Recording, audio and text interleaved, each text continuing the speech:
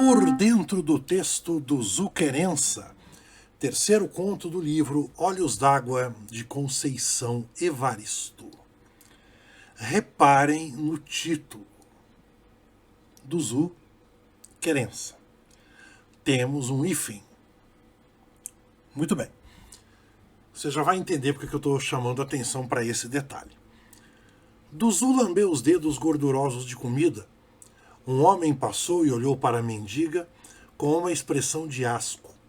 Ela lhe devolveu um olhar de zombaria. Bom, já sabemos então que Duzu é uma mendiga. Ela mora na rua, ela está comendo, ela mora com outros mendigos, ela tem dificuldades para se locomover, para se levantar, enfim, né? Decorrentes da idade. E olha aí, ó, estava mesmo ficando velha, pensou. Agora temos uma digressão, né? Que é comum nos textos da Conceição Evaristo. Ela vai voltar um pouco no tempo aqui. Quando Duzu chegou pela primeira vez na cidade, ela era menina, bem pequena. O pai de Duzu tinha nos atos a marca da esperança. Eles vieram do interior, né? O pai de Duzu era pescador, ele queria uma outra profissão na cidade. A gente não sabe que profissão o pai dela seguiu. O que a gente sabe é que a Duzu foi parar na casa de uma senhora. Agora presta atenção aqui, ó. Duzu ficou na casa da tal senhora durante muitos anos. Nos quartos moravam mulheres que Duzu achava bonitas. Gostava de ficar olhando para os rostos delas. Elas passavam muitas coisas no rosto e na boca. Ficavam mais bonitas ainda. Você, que é um leitor experiente, né, e sagaz, já deve estar deduzindo que essa casa não é uma casa comum, certo? Bom, a Duzu então trabalhava nessa casa, ajudava a limpar, a cuidar da casa. As moças trabalhavam nos quartos. Os quartos geralmente estavam com as portas fechadas, por isso ela tinha que bater na porta para avisar que ela estava entrando, né? Para ver se não tinha nenhum problema. Mas olha isso. Um dia a Duzu esqueceu e foi entrando. A moça do quarto estava dormindo. Em cima dela dormia um homem. Olha o segundo parágrafo. Estava bom de olhar.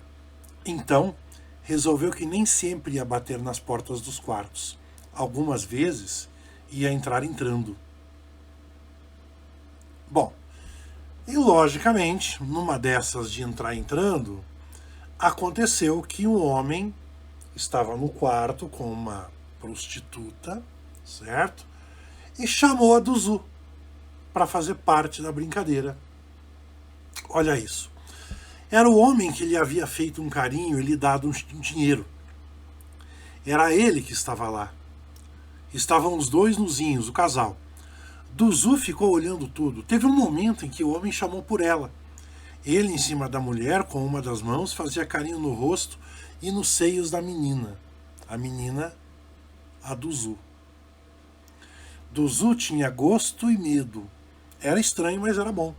Ganhou muito dinheiro depois. Então a gente já vai ficar sabendo com antecipação que a Duzu vai ganhar dinheiro como prostituta. Certo? Mas lembre-se que ela trabalha nessa casa e a dona da zona não sabe disso.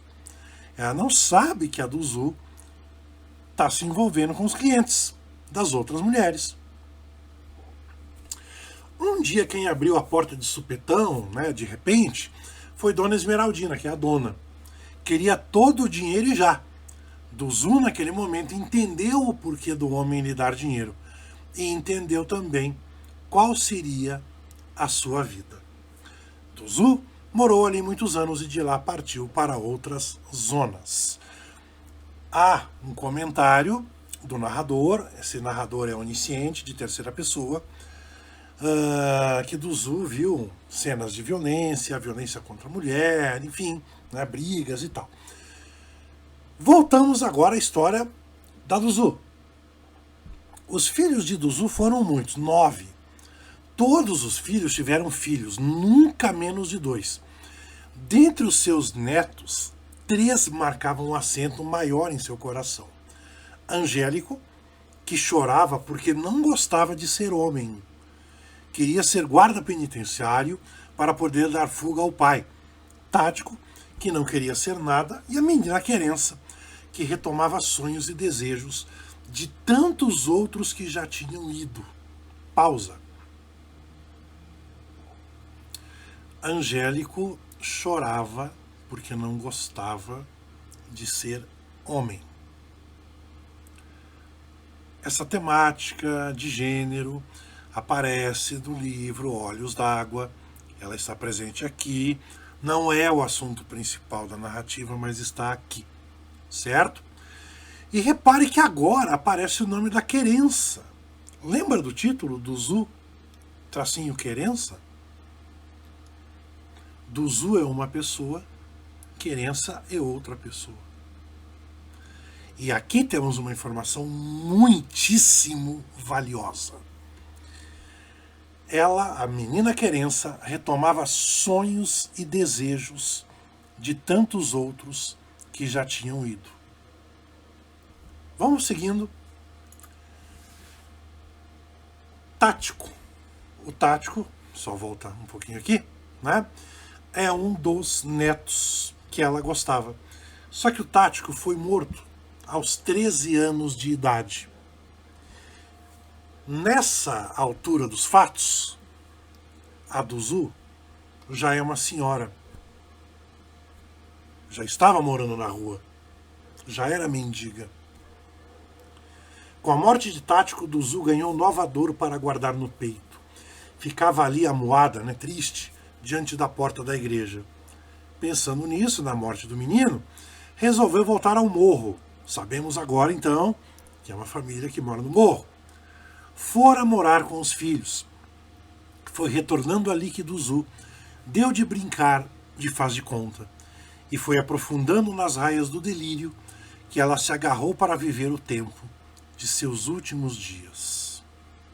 Bom, não explica no conto como que a Duzu ficou louca. Nós sabemos agora que ela tem problemas mentais também, né?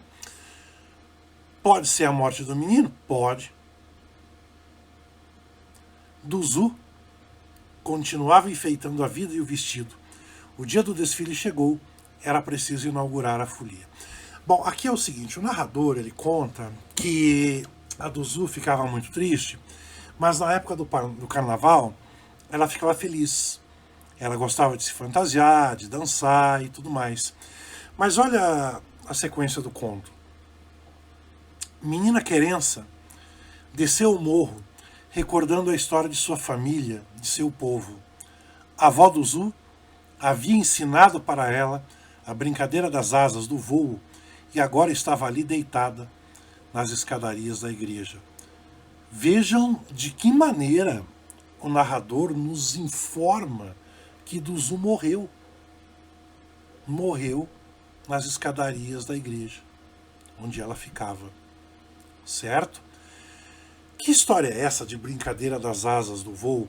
Quando a Duzu voltou a morar com os filhos no morro, ela foi ao quintal e viu as roupas estendidas no varal, chacoalhando ali com o vento, e ela, a Duzu, abria os braços e fazia de conta que estava voando, que as roupas pareciam as asas de um pássaro e tal. Essa aqui é a brincadeira das asas e do voo. E agora volta um pouquinho aqui, né? Lá no último trecho, que a menina Querença retomava os sonhos e os desejos de tantos outros que já tinham ido. Ou seja, é essa menina Querença que representa uma espécie de resgate da ancestralidade da família dela, certo? E da cultura negra. E foi no delírio da avó, na forma alucinada de seus últimos dias, que ela, Querença, haveria de sempre umedecer seus sonhos para que eles florescessem e se cumprissem vivos e reais. Estava estudando, ensinava as crianças menores da favela, participava do grupo de jovens da Associação de Moradores e do Grêmio da escola. Menina Querença tinha 13 anos, como seu primo Tático, que havia ido por aqueles dias. Então a informação, né, que o primo Tático morreu com 13 anos, ou 13 anos há poucos dias de diferença da morte da avó. Querença olhou novamente o corpo magro e a fantasia da avó. Desviou o olhar e entre lágrimas contemplou a rua. Raios de luz agrediam o asfalto. Mistérios coloridos, cacos de vidro, lixo talvez, brilhavam no chão. Apesar da morte da Duzu, da história triste da Duzu, o conto termina com uma mensagem de otimismo, metaforizada, representada pela menina Querença. Voltaremos com o próximo conto de Olhos d'Água.